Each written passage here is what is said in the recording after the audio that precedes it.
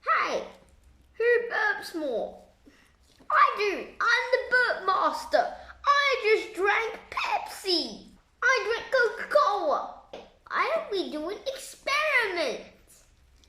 So here we are. I'm going to win. Let's see about that. Let's try mine first.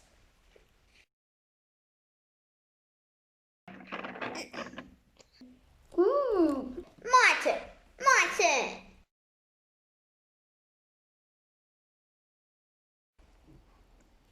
Coca-Cola had more carbon dioxide than mine and could push it down more.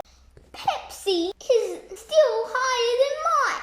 That carbon dioxide wasn't as strong as my one, but I burped more. Yay! In a normal water experiment, the flame heats in the air inside the cup. Some expanding air escapes from under the cup.